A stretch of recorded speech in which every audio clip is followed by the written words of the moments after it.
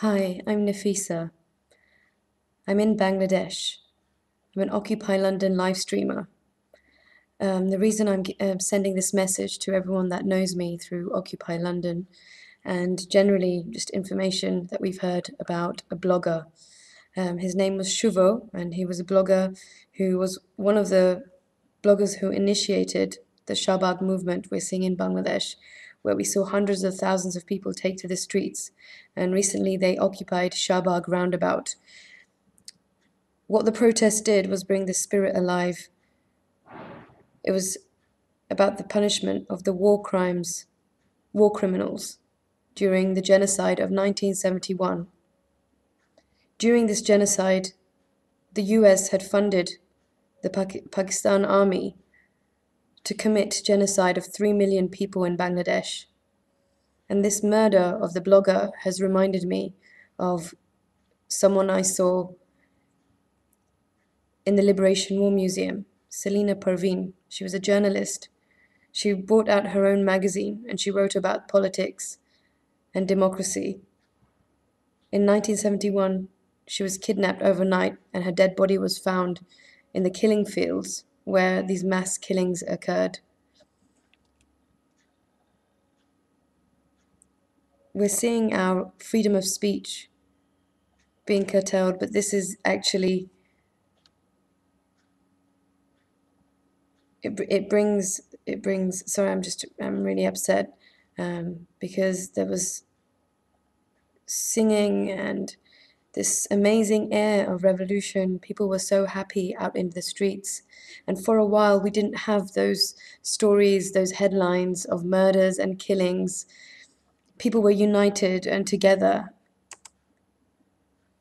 And suddenly, this horrific murder where he was found hacked outside his house.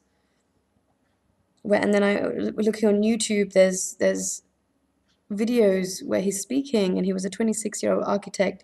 He was like one of the many Occupy Londoners that I knew.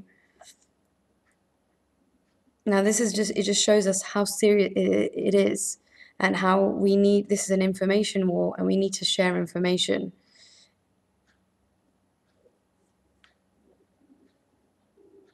So if you could please share the information and keep an eye on what's happening, because it's the bigger picture, it's sinister. It's the politics in Bangladesh, and religion is being used as a tool. This Jamaat, they did the same thing in 71. And who benefited? Just think about it.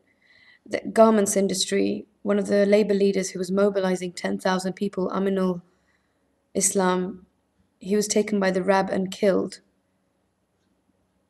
It's businesses. Hillary Clinton came to Bangladesh.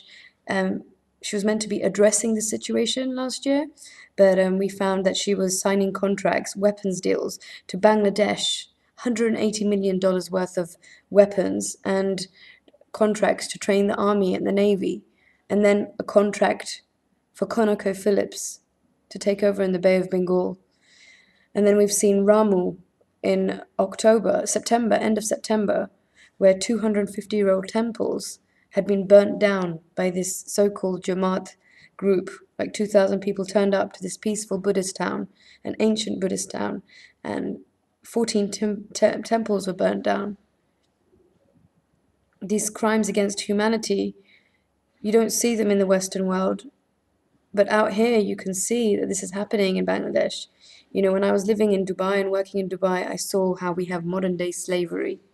I saw how there was 20 suicides a month of Bangladeshi construction workers. Wake up. We're living in a sick system, and we need everyone to wake up to it.